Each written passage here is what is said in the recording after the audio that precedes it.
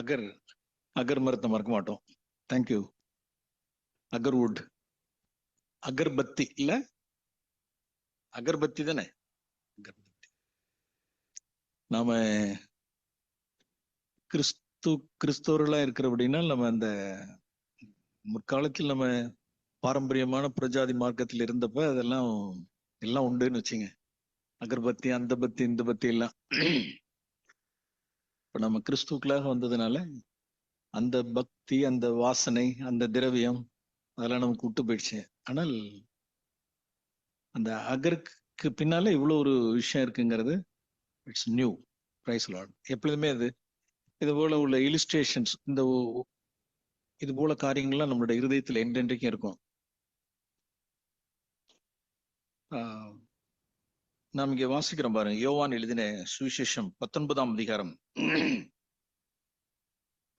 John gospel, யோவான் 19ஆம் அதிகாரம்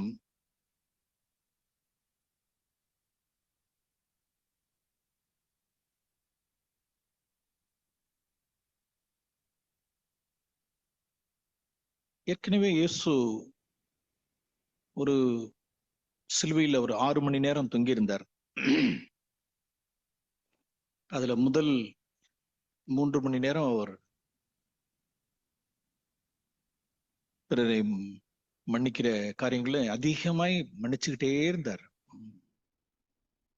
தொடர்ச்சியா மன்னித்தார். அப்புறம் கார் இருள் ஒரு 3.5 மணி நேரத்துக்கு பூமி எங்கும் சூரியன் கருத்துருச்சு, பூமி இருண்டுருச்சு.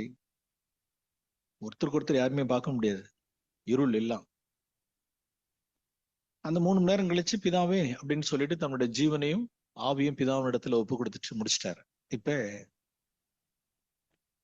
பாடி ஜீசஸ் மரிச்சிருக்கிறார். 32ல அது பின்னால என்ன வருதுன்னா, பஸ்கா பண்டிகை வரும் பொழுது பஸ்கா அவருடைய அதுல சிலுவை மரத்துல டெட் பாடி இருக்கக்கூடாது, இல்லைன்னா உயிரோடு ஒருத்தன் இருக்கக்கூடாது அப்படிங்கிறத முறிச்சு அவளை சாகடிச்சு பண்ணணும் அப்படிங்கறத அவருடைய நியமத்தின்படி என்ன பண்ணாங்க அப்படின்னா, 32ல போர் சேவருடைய கால் எலும்புகளை முறிச்சிட்டாங்க. ஜீசஸ் பாக்குறாங்க. அவர்கள் இயேசுனிடத்தில் அவர் மரித்திருக்கிறதை கண்டு அவருடைய கால் எலும்புகளை முறிக்கவில்லை. பாருங்க, இயேசு இவ்வளவு சீக்கிரமா மரிச்சிட்டார் பாருங்க. இயேசு பிலாத்து ஆச்சரியப்பட்டான், இவ்வளவு சீக்கிரம் அவர் மரித்தாரா அப்படின்னு. புதும் இழுத்துக்க பிடிச்சுங்கன்னு சொல்லிட்டு போய் கிடக்குமே ஒழிய யாரும் அவ்வளவு சீக்கிரமா மரிச்சிட மாட்டாங்க. பிலாத்து ஆச்சரியப்பட்டான், மார்க்ல வாசிக்கிறான், இவ்வளவு சீக்கிரம் மரித்தார் அப்படின்னு. அதை உறுதிப்படுத்தி கொண்டான். அத அப்ப ஒருத்தன் செக் பண்றான். 34ல போர் சேவகர்களில் ஒருவன் ஈட்டினாலே அவருடைய வினாவில் குத்தினான். ஏற்கனவே இப்ப அந்த குத்துனோன்னு இப்ப மன்னிக்கணும்ல. உடனே கொஞ்சம் கொஞ்சம் ஏற்கனவே எல்லாம் முடிஞ்சிருச்சு, ரத்தம் எல்லாம் முடிஞ்சிருச்சு எல்லாம். பிலாத்துனுடைய கோர்ட்லயே, கவர்னர் மாளிகையிலேயே நிறைய ரத்தம் அடிச்சு போயாச்சு. அடுத்து இப்ப இன்னும் வர்ற வழி, இப்ப சிலுவையில தொங்குறப்ப இப்ப என்ன வருதுன்னா, ரத்தத்துக்கு முடிஞ்சு அதுக்கப்புறம் என்ன வருது, அந்த ஊந்தண்ணி வருது. விழாவில் குத்தினான் உடனே. இந்த வார்த்தை இப்படி படிச்சா நல்லா இருக்கும். இயேசுனுடைய விழாவில் ஒருவன் குத்தினான், உடனே மன்னிப்பு வந்தது. ஆமென். உடனே. நம்ம இந்த அகர்பத்தி, அந்த அகர்மரம், அகர்வுட்டு குறித்து நம்ம கேட்டோம்ல. ஏதோ சந்தர்ப்ப வகையில ஆதியில ஆரம்பத்துல ஏதோ ஒண்ணு ஏதோ மரம் மற்ற காரியங்கள் போக்குவரத்து, மாடு கீடு போக்குவரத்து இடிஞ்சு பார்த்துக்கிட்டானுங்க. ஆஹா, இதுல இவ்வளவு ஒண்ணு வருதுங்கிறப்ப இதை காசாக்கணும், போடு, நல்ல வளர விட்டு, நல்ல நல்ல காய்ச்சி, நல்ல சொருன்னு சுருவி அதுல இருந்து ஒண்ணு பார்த்தணும் அப்படின்னா அது என்னத்தை தான் கொடுக்குது அப்படின்னா, அது ஒரு மரம்னு வச்சுங்க, ஜடம். அது ஒரு ஜடம், அது ஒரு அக்ரினே, அது ஒரு பொருள். ஓகே, அதனுடைய சுவாபம் அதான். ஆனா ஜீவராசிகள், ஜீவன் ஜீசஸ் தான் நமக்கு. கொத்தும் பொழுது பூமியில அவருக்கு இன்னும் உயிர் இருந்தார் என்ன சொல்லி இருந்திருப்பார் அப்படின்னா, பிதாவே இவன் அறியாமல் செய்கிறான், இவனை மன்னின்னு சொல்லி இருந்திருப்பாரு. ஜீசஸ் தான் மரிச்சிட்டாரு. இப்ப எப்படி பேசுறது? அதுக்கு பதிலா என்ன வந்துச்சு அப்படின்னா, ரத்தம் வந்தது. மன்னிப்பு, பாவ மன்னிப்புக்கு என்று ரத்தம் என்ன செய்யப்படுகிறது? சிந்தப்படுகிறது. அவ்வளவுதான். அவனையும் ஆண்டவர் என்ன செஞ்சிட்டார் அப்படின்னா, உடனடியாக ரத்தம் புறப்பட்டது. அருமையானவர்களே, எப்பெல்லாம் நம்மள உருவ குத்தும் பொழுது, யார் உருவ குத்துனாலும் சரி, நம்மை காயப்படுத்தும் பொழுது மன்னிச்சிருங்க.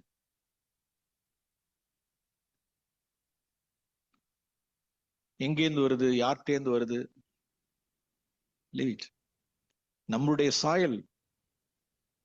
ஆண்டவரை மன்னிச்சுக்கிட்டே இருப்பேன், ஆண்டவரை மன்னிச்சுக்கிட்டே இருப்பேன். உடனடியே என்னிடத்திலிருந்து மன்னிப்பு புறப்படணும், பிறகு நான் ஆசீர்வதிக்கணும். ஒரு ஒரு 3 வசனங்களை என்னைக்குமே ஞாபகம் வச்சுங்க.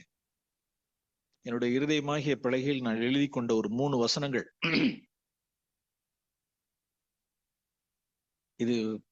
இது ஆசீர்வாதமான வசனங்கள். ஒன்று, லூக்கா 17ஆம் அதிகாரத்தினுடைய லூக்கா 17 கடைசி வசனம். எடுத்தவங்க ஒருத்தவங்க வாசிங்க பார்ப்போம். லூக்கா 17 கடைசி.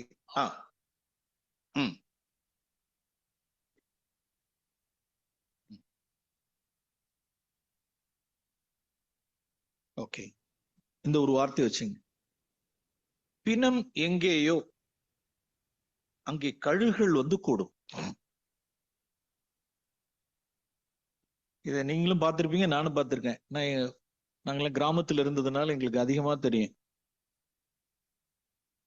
இந்த கழுகுன்னு சொல்றதை விட கழுகும்பாங்க, பிராந்தும்பாங்க, வல்லூருன்னு சொல்லுவாங்க. சில பிணந்தின்னி கழுகு அப்படிங்கறதெல்லாம் நம்ம எல்லாம் பார்த்தே இருக்க மாட்டோம். அதாவது வயக்காட்டுல என்ன செஞ்சிருவாங்க, சில மாடு வந்து என்ன ஆயிடும் அப்படின்னா, ஏதாவது ஒரு வகையில செத்து போயிடுச்சுன்னு வச்சுங்களேன், அந்த மாடை கொண்டு வந்து என்ன பண்ணிடுவாங்க அப்படின்னா, எங்கேயாவது வயக்காட்டுல ஏதாவது ஒரு வாய்க்கா ஓரமா என்ன செஞ்சு விட்டுருவாங்கன்னா, ஒரு பெரிய தண்ணி எண்ணி போகாத ஒரு வாய்க்கா ஓரமா நடுவு கொண்டு போய் ஒரு வண்டியில வச்சு ஏத்தி கொண்டு போய் உள்ளார போட்டு வந்துருவானு. அதை புதைக்கிறது மற்ற காரியங்கள்லாம் கிடையாது.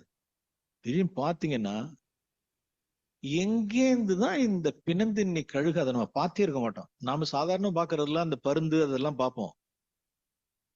நல்லா மூக்க கழுத்தை இப்படி வச்சுக்கிட்டு இருக்கோம், அப்படி நல்ல உயரமா இருக்கும், 2 கால் அப்படி இருக்கும். அப்படி பார்த்தா அதாவது இது ஒரு வாசனை. இந்த பிணத்தினுடைய அந்த வாசனை அந்த காற்றுல கலந்து எங்கெங்கெங்கயோ போன உடனே பிணம் எங்கேயோ அது அப்படியே அந்த வாடகை எல்லாம் ஒன்ன பார்த்து கம்ப்ளீட்டா எல்லாம் கம்ப்ளீட்டா முடிச்சுட்டு எல்லாம் கிளம்பிடும். அது இங்க உள்ள பறவைகளே கிடையாது, அது எங்கேயோ இருக்கும், எங்க இருந்தா வரும்னு தெரியாது. பிணம் எங்கேயோ அங்கே கழுகுகள் வந்து கூடும். எதுக்குடா வருதுன்னா, கொத்தி திங்க, கொத்தி கொத்தி கொத்தி கொத்தி கொத்தி திங்கிறதுக்காக. ஒண்ணு. அருமையானவர்களே, இந்த பட்டணத்துல நம்மள வச்சிருக்கிறார், இல்ல நம்மள ஒரு வில்லேஜ்ல தேவன் வச்சிருக்கிறார் அப்படின்னா, ஆண்டவரே நான் உயிருள்ள ஒரு பிணம், உயிரோட இருந்து நான் சாகரத்துக்கு என்ன நித்தமும் என்ன ஒப்பு கொடுக்கிறேன் அப்படின்னு சொன்னா, எங்க இருந்துதான் வரும்னு தெரியாது, வரும். கழுகுகள் வந்து கூடும். எதுக்கு வரும் அப்படின்னா, கொத்தி திங்க. எத்தனை பேர் அதுக்கு நாம் ஆயத்தம்? எத்தனை பேர் ஆயத்தம்? ஆண்டவரே என்ன கொத்தி திங்கிறதுக்கு முதல்ல எங்க கொத்தி திங்கணும்? முதல்ல வீட்டுல உள்ளவங்க நம்ம கொத்தி திங்கணும், நம்மளதான்.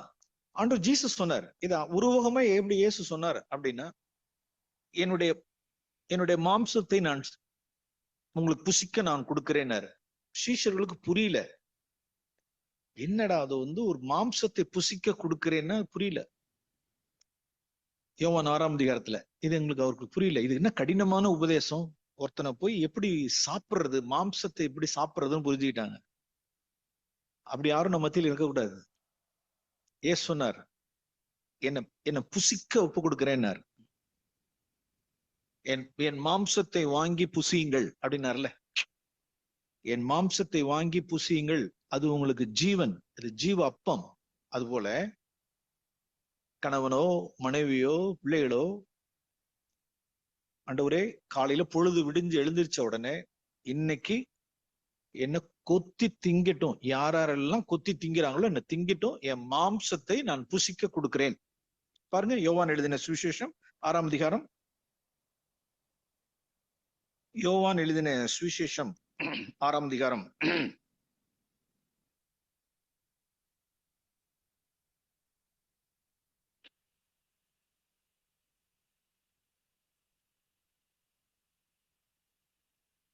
54 வாசிக்கிறோம் பாருங்க.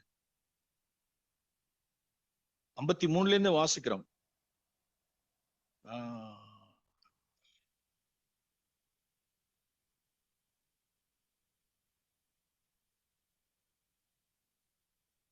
51 நான் கொடுக்கும் அப்பம் உலகத்தின் ஜீவனுக்காக நான் கொடுக்கும் என் மாம்சமே என்றார்.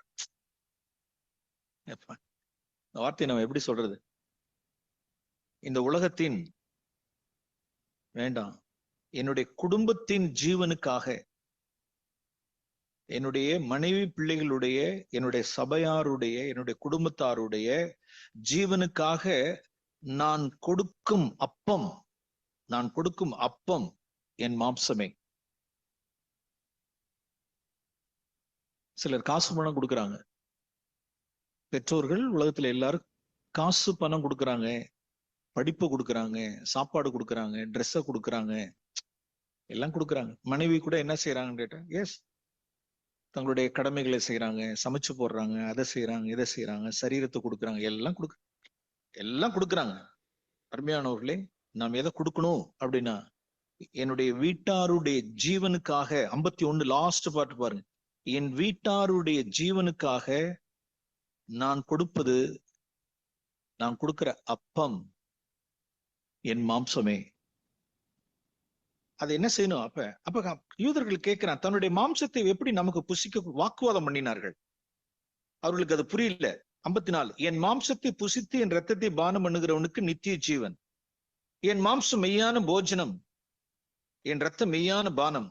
என் மாம்சத்தை புசித்து என் ரத்தத்தை பானம் பண்ணுகிறவன் என்ன கவனிக்கிறீங்களா? அந்த நாட்களில் உள்ளதான அநேக சீஷர்கள் தலை பிச்சுக்கிட்டாங்க. ஐயோ ஐயோ, இது கடினமான உபதேசம், இது என்ன, அது புரியல.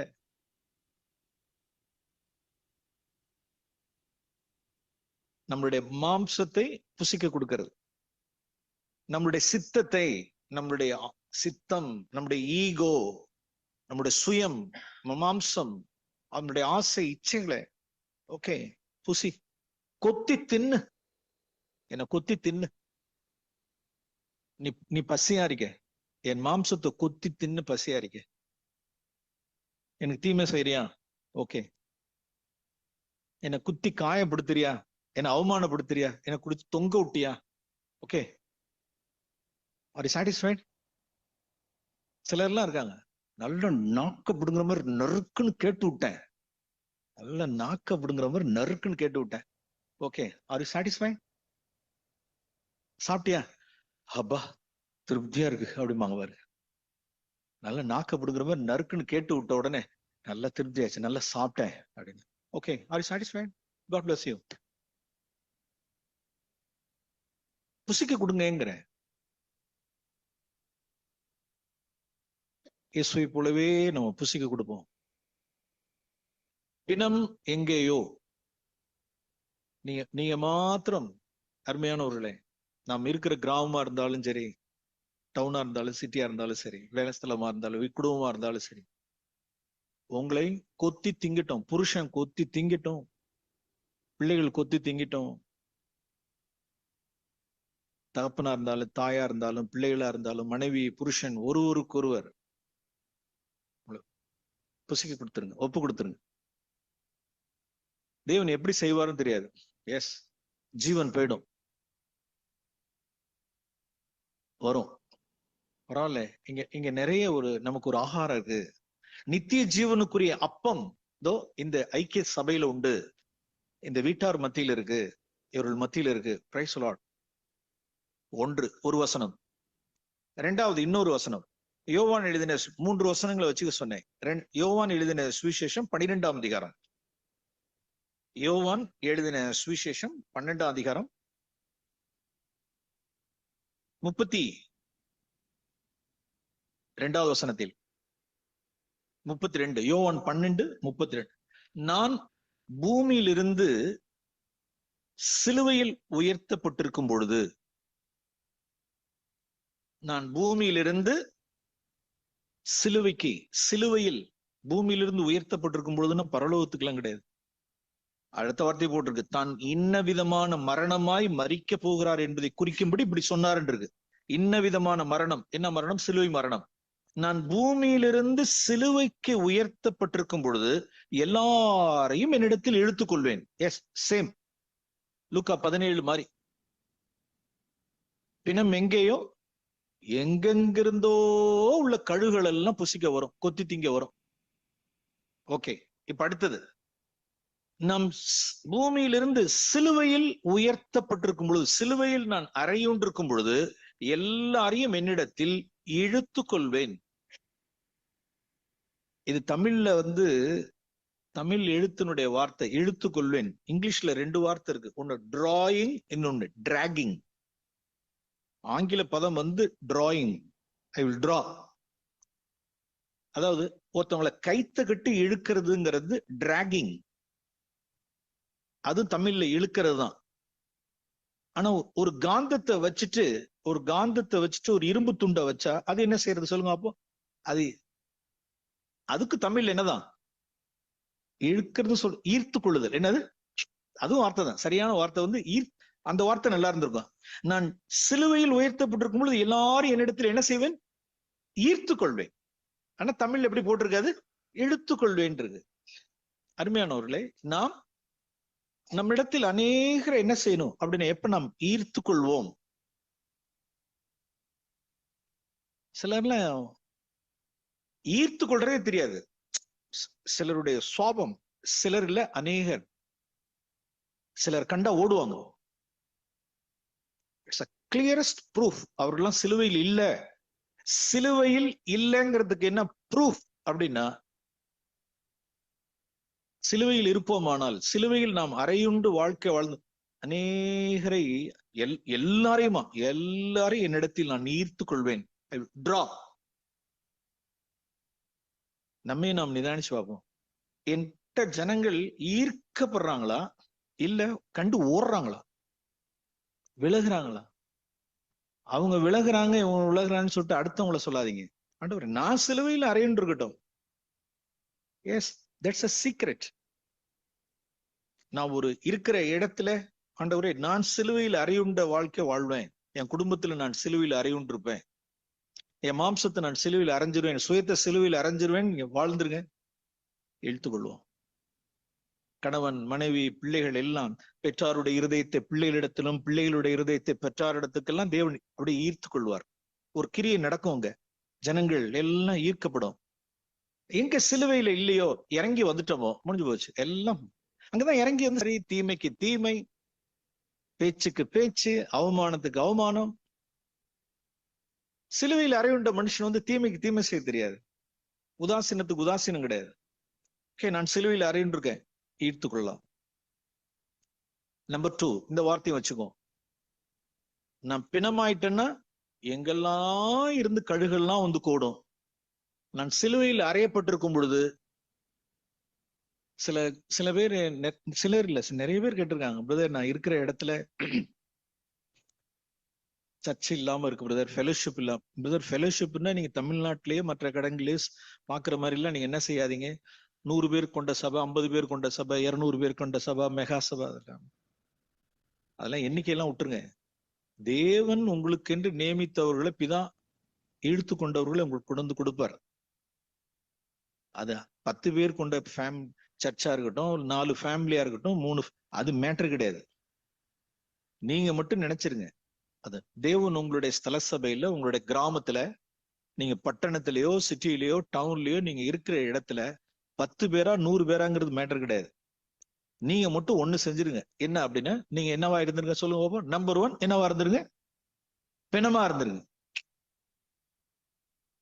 நம்பர் 2, சிலுவையில் என்ன செஞ்சிருங்க? உயர்த்தப்பட்டுருங்க. இறங்கி வந்துட, எந்த சூழ்நிலை இறங்கி வந்துட, சிலுவையில் அறையுண்ட வாழ்க்கை வாழ்ந்துருங்க. பிணமா இருந்துருங்க. வந்துரும். எங்கன்னா வருமானு தெரியாது, அந்த வாசனைக்கு வருவாங்க. நீங்கள் சிலுவையில் எல்லாரையும் உங்களிடத்துல என்ன செய்யலாம்? இழுத்துக்கொள்ளலாம். நம்பர் 2, 3வது இன்னொரு வசனத்தை வச்சுக்கோ. அதே யோவான் எழுதின சுவிசேஷம் 12வது அதிகாரம். இதெல்லாம் ஜீசஸ் சொன்ன வார்த்தை பாருங்க. 1, 2, 3 இதெல்லாம் ஜீசஸ். இப்படி ஜீசஸ் 2000 வருஷத்துக்கு முன்னாலே இப்படி ஒரு வாழ்க்கை வாழ்ந்ததனுடைய விளைவுதான் இன்னைக்கு 2000 ஆண்டுகளாய் பூமியில் உள்ள எல்லாரையும் தேவன் இழுத்துக்கிட்டார் பாருங்க. எல்லாரையும் இழுத்து கொண்டார். எல்லாரும் அவரை நாம் புசிக்கிறோம். இங்க ஒரு வாசனம் வைக்கிறோம். 24 வசனம், யோவான் 12:24. மெய்யாகவே மெய்யாகவே நான் உங்களுக்கு சொல்லுகிறேன், கோதுமை மணி நிலத்தில் விழுந்து சாகாவிட்டால் தனித்திருக்கும், செத்ததே ஆகில். அந்த கோதுமை மணி, அந்த ஜீவன், நம்முடைய ஜீவன். இந்த பாருங்க 25, தன் சொந்த ஜீவனை சிநேகிக்கிறவன். அப்படி படிப்போம். தன் சொந்த ஜீவனை, தன் ஆதாமின் ஜீவனை, தன்னுடைய சுயத்தை, தன்னுடைய ஈகோவை, தன்னுடைய இச்சையை, தன்னுடைய ஜீவனை, சொந்த ஜீவனை, ஆதாமின் ஜீவனை சிநேகிக்கிறவன் அதை என்ன செய்வான்? இழந்து போவான். இந்த உலகத்தில் தன் சொந்த ஜீவனை, சுயத்தை, மாம்சத்தை வெறுக்கிறவன் எவனோ அதை நித்திய ஜீவகாலமாய் காத்துக்கொள்வான். சொல்லலாம். அப்ப எது அந்த கோதுமை மணி? 24 வசனத்துல எது அந்த கோதுமை மணி அப்படின்னா, அந்த கோதுமை மணி சாவணும் அப்படின்னா, என்னுடைய சொந்த ஜீவன், என்னுடைய ஆதாமின் ஜீவன் சாகணும். என்னுடைய அந்த கோதுமை மணியாகி என்னுடைய சுயம், என்னுடைய மாம்சம், என்னுடைய ஈகோ செத்ததே ஆகில் மிகுந்த பலனை கொடுக்கும். அவ்வளவுதான் ஆண்டவர் சொன்னார். தனித்தே இருக்காது. தனித்திருந்தாலே நாம் கேள்வி கேட்கணும். நான் தனியா இருந்தானே நாமே கேட்டு பார்க்கணும், ஏன் நான் தனியா இருக்கேன்? we should ask ourselves. சில சகோதரர்கள் கேட்பாங்க, பிரதர் நான் ஒரே ஃபேமிலி இருக்கேன், சோர்ந்து போகாதீங்க பிரதர், சோர்ந்து போகாதீங்க. ஆண்டவர்கிட்ட கேளுங்க, நான் தனித்து இருக்கிறேன், இந்த கிராமத்துல நான் தனித்து இருக்கேன் அப்படின்னு கேளுங்க. பிரின்சிபல் இதுதான். இதுக்காக ஆண்டவர்கிட்ட கேளுங்க, எனக்கு சில ஃபேமிலிஸ் கொடுங்க, நான் தனித்து இருக்கேன் கொடுங்க. நிச்சயம் ஆண்டவர் கொடுப்பார். நீங்க கோதுமணியா நிலத்தில் விழுந்து மறிச்சிருங்க. அதான் பிரின்சிபல். சிலுவையில் அறையுண்ட வாழ்க்கை வாழுங்க. அநேகர் இழுத்து கொள்வீங்க. நீங்க பிணமாயிடுங்க. அநேகர் கொத்தி திங்கிறதுக்காக வருவாங்க. இதெல்லாம் ஜீசஸ்னுடைய வார்த்தைகள். ஓகே, சோ மிக வார்த்தை ஆரம்பிக்கும் பொழுது சமயமா நேற்றைய முன்தினமா ஒரு ஃபேமிலி எடுத்து நேரத்தை செலவு பண்ணும் பொழுது ஒரு சின்ன ஒரு வீடியோ ஒன்று காண்பிச்சேன். அதை காண்பிச்சு நான் முடிக்கிறேன். சும்மா ஜஸ்ட் ஒரு 2 minutes 3 minutes ஒரு வீடியோ. அது ஒரு சில சத்தியத்தை அதுல நீங்களும் விளங்கிக் கொள்ள முடியும். எப்படி நம்ம அன்னைக்கு நாம் அகர் மரத்தை குறித்து நாம் கேட்டது போல், நாம் பொதுவாகவே பிக்கிறதுக்கு நாம் என்ன செய்ய மாட்டோம்? நாம் ஒப்பு கொடுக்க மாட்டோம். பிக்கிறதுக்கு நாம் ஜென்ரலா நம்மளுடைய மாம்சம் ஒப்பு கொடுக்காது. எப்படியாவது விளைக்கணும், தப்பிக்கணும்னு நினைக்கும். அது குறித்து ஒரு ஃபேமிலிட்டு நான் பேசிட்டு இருக்கும் பொழுது ஒரு வீடியோ காண்பிச்சேன். திருக்காட்டுப்பள்ளியில ஒரு சகோதரர் திருக்காட்டுப்பள்ளியில் உள்ள சகோதரர் சொந்தமாய் எண்ணெய் ஆட்டுகிறதான செக்கு வச்சிருக்காரு. செக்கு எண்ணெய் அப்படிலாம் சொல்றாங்கல்ல, அந்த செக்கு எண்ணெய் அவருடைய அந்த செக்கு ஆட்டுற இடத்துல போய் உட்காந்து பல சமயங்கள் உட்காந்துருக்கேன். நானும் நேரம் கிடைக்கிறப்ப இந்த அந்த செக்ல போய் உட்காந்துட்டு இருப்பேன், உட்காந்து பேசிட்டு இருக்கிறப்ப இப்ப சொல்லும் பொழுது ஒரு பிக்சரை காமிச்சார். அது அப்படியே கண்ண ஒரு வீடியோ எடுக்கணும் அப்படின்னு. சில பேர் என்ன செய்வாங்க அப்படின்னா, நல்ல எள்ளு நல்ல விளைச்சல், கிராமத்துல நிறைய எள்ளு விளைச்சல் அதிகமா இருக்கப்ப கொண்டு வந்து அரைக்கிறதுக்காக கொடுப்பாங்க. ஒரு எள்ளு நல்ல எள்ளுன்னு சொல்லுவாங்க. நல்ல ஒரு இவ்வளவு கிலோ இவ்வளவு மரக்கா அந்த எள்ளு கொடுக்கும் பொழுது இத்தனை லிட்டர் அவர்களுக்கு நல்ல அந்த நல்லெண்ணெய் கிடைக்கும், நல்ல எள்ளா இருந்தா. அதுக்கு பதிலாக இன்னொரு எள்ளு ஒண்ணு இருக்கு, பொக்கு எள்ளு. நல்லா இருக்குல்ல வார்த்தை, என்ன எள்ளு? பொக்கு எள்ளு. இது எப்படி பொக்குன்னு என்னன்னு தெரியல அங்கிள். அது ஆரம்பத்துல கிராமத்துல இருந்து எல்லாருமே என்ன சொல்லிட்டு தான் இருக்காங்க, இது பொக்கும்பாங்க. சரி, பீப்புள் என்ன செய்வாங்க அப்படின்னா, அவங்க எள்ள கொடுத்துருவாங்க. இது நல்லதா இல்ல பொக்கு இல்லைன்னு தெரியாதபடிக்கே எடுத்துட்டு வந்து கொடுத்துட்டு, இப்ப ஒரு 5 லிட்டரு நல்லெண்ணெய் எதிர்பார்ப்பாங்க. என்னப்பா 3 லிட்டர் தான் வந்திருக்கு, 2.5 தான் வந்திருக்கு, இவ்வளவு குறைவா வந்திருக்கு, என்னப்பா அப்படின்னு சந்தேகிப்பாங்க. ஏமா இது பொக்குமா, நீங்க பொக்கு எள்ளுகிட்ட போய் நீங்க இத்தனை லிட்டர் நீங்க எதிர்பார்த்தீங்கன்னா, வேணா நீங்க இருந்து அரைச்சிட்டு போங்க, நில்லுங்க, நீங்க இருங்க, உட்காருங்க, பாத்திரத்தை வச்சுங்க, நீங்களே எடுத்து எண்ணெயெல்லாம் வடிச்சு எடுத்துக்கிட்டு போங்க, ஒன்னும் பாருங்க இதை அப்படின்னு உட்கார்றப்ப அவன் பக்கத்துல உட்காந்து பார்ப்பாங்க. ஆமாங்கண்ணு, பொக்கு 5 லிட்டர் வரும்னு பார்த்தேன், 2 லிட்டர் தான் வருது, விளைச்சம் இல்லம்பாங்க. என்னடா பொக்குக்கும் நல்ல எள்ளுக்கும் அப்படின்னா, அந்த முதல்ல அந்த ஒரு வீடியோ பார்ப்போமா? முதல்ல ஃபர்ஸ்ட் அந்த ஒரு எதை பார்ப்போம் அப்படின்னா, நல்ல எள்ளுனுடைய வீடியோ போடுங்க பார்ப்போம். நல்ல பிரைட்டா நல்ல விரிவாக்கி போடுங்க. அந்த எள்ளு என்ன ஆகும் அப்படின்னா, இப்படி சுத்தும், அப்படியே அந்த எள்ளு உள்ளார சுத்தும் பொழுது, செக்குக்குள்ள சுத்தும் பொழுது உள்ளார போய் அடி வாங்கும். நசுக்கிறதுக்கு என்ன செய்யும், நசுக்கிறதுக்கும் பிழியறதுக்கும் அது என்ன செய்யும், தலைய நல்லா உள்ளார எல்லாம் கொடுத்து கொடுத்து கொடுத்து கொடுத்து என்ன இன்னும் நல்ல அரை, என்ன இன்னும் நல்ல அரை, நல்ல என்ன நசுக்கு, என்ன நசுக்கு, என்ன நசுக்கு நசுக்குன்னு இணங்கி இணங்கி இணங்கி இணங்கி உள்ளார போகும், இணங்கி இணங்கி உள்ளார போகும், போய் வெளியில எண்ணெயா வந்துடும். ஏன் அப்படின்னா பண்டா இருக்கு அதுக்குள்ளார விஷயம் இருக்கு. அதுக்குள்ள எள்ளுக்குள்ளார அந்த வித்துக்குள்ளார ஆயில் இருக்கு. அந்த வித்துக்குள்ளார ஒரு எண்ணெய் இருக்கிறதுனால, வெயிட் இருக்கிறதுனால இணங்கி இணங்கி இணங்கி உள்ளார போய் வடிச்சு வடிச்சு எண்ணெயை கொடுத்துரும்.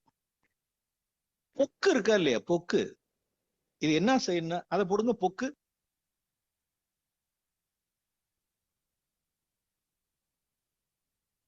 அந்த அவர் கையை வச்சுக்கிறாரு பாருங்க. இன்னொரு தடவை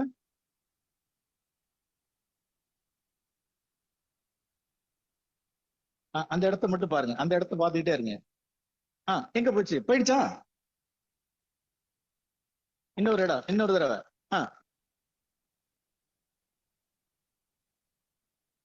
எங்க போயிடு சொல்லுங்க. இப்படி அரைக்கிறாங்கல்ல, அது போதும் போதும் போதும் போதும். அது என்ன ஆகும், எதுக்குள்ள போகாது, அது அரைப்பறைக்குள்ளதான அந்த இதுக்குள்ள என்ன செய்யாது, அது போகாம அப்படி சுத்தும் பொழுது அப்படியே வெளியில போயிடும். அதை எதை வச்சு மறைக்கணும், அதை கையை வச்சு போந்த உள்ளார வெளியில போற, போந்த உள்ளார போந்த அப்படி கச்சு மறைச்சு மறைச்சு அதை உள்ளார தள்ளணும். அது சுத்துல அப்படியே என்ன செஞ்சிடும் அதெல்லாம் வெளியில. ஏன் அப்படின்னா விஷயம் இல்ல, விஷயம் இல்ல, பொக்கு தானே விஷயம், பண்டா இல்ல.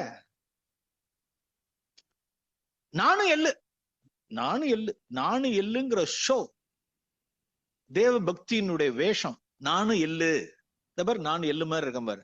என்னடான்னா உள்ளார அறவரத்துக்கு தன்னை இணங்கி கொடுக்குதான்னு கேட்டா இணங்கி கொடுக்காது, அப்படியே ஸ்கிப் ஆகும். அதை கையை வச்சு வச்சு வச்சு வச்சு என்ன செய்யணும், அதை நல்ல எள்ளா இருந்தா உள்ளார போட்டா என்ன செஞ்சுக்கிட்டே இருக்கலாம், அது பாட்டு அது இணங்கி இணங்கி உள்ளார போகும் பாருங்க, உள்ளார போகும். என்ன அரை, என்ன நசுக்கு, என்ன புளி, நான் என்ன கொடுக்குறேன், நான் என்ன கொடுக்குறேன். இதையும் நம்ம உள்ளர வச்சுக்கோ. முந்தானே தான் பேசிட்டு இருந்தேன், ஒரு ஃபேமிலிட்ட பேசிட்டு இருக்கும் பொழுது கரெக்டா இந்த மீகா அதை கொண்டு வந்தோன்னு ஞாபகம் வந்துச்சு. இந்த பிக்சரையும் எடுத்து போடுங்கன்னு சொன்னேன். எப்பயோ நாட்கள்ல இந்த சௌரன்ட்ட பேசிட்டு இருக்கும் பொழுது இந்த நல்ல எள்ளு பொக்கு எள்ளு, அருமையானவர்களே, பொக்கு இல்லா இருந்துட வேண்டாம். பொக்கு சும்மா ஷோ, தேவபக்தியினுடைய வேஷம் வெளியில போயிடும். அரைக்கிறதுக்காக கொண்டு வந்து உள்ளார போட்டாங்கன்னா ஸ்கிப் ஆயிடும், வெளியில போயிடும். என்ன அரைக்கிறதுக்கு ஒப்பு கொடுக்க மாட்டேன், என்னை நசுக்கிறதுக்கும் பிழியறதுக்கும் ஒப்பு கொடுக்க மாட்டேன், அவமானத்துக்கு நிந்தைக்கு என்ன ஒப்பு கொடுக்க மாட்டேன், நான் ஸ்கிப் ஆயிடுவேன். பொக்கு தேவபக்தியின் வேஷம். இயேசு கிறிஸ்துவின் நாமத்தில் முகமுகமாய் பார்த்து சொல்லுகிறேன், கடைசி நாட்களில் அநேகர் இப்படிப்பட்ட பொக்கு எள்ளுகள் இருப்பார்கள். ஆண்டவரே, நான் ஒரு பொக்கு எல்லாம் இருந்துடக்கூடாது. என்ன நசுக்கிறதுக்கு பிழியறதுக்கு என்னைக்காக ஒளிவ வித்து இடிக்கப்படும். எப்ப என் பாத்திரத்துல என்ன இருக்கும், எப்ப என் பாத்திரத்துல என்ன வேணுமே, பாத்திரத்துல என்ன வேணுமே, அப்ப எவ்வளவு நசுக்கப்பட்டிருப்போமானால், எவ்வளவு கிடைக்கிற சந்தர்ப்பத்தை எல்லாம் மிஸ் பண்ணாதீங்க. ஸ்கிப் ஆகி வெளியில போயிடாதீங்க. வெரி பிராக்டிக்கல் இது. அந்த சோரன் வச்சு வச்சு வச்சு மறைக்கணும், இல்லைன்னா வெளியில போயிடும். கடைசியில பார்த்தா கீழே கிடக்கும், எல்லாம் விஷயம் ஒண்ணும் இருக்காது.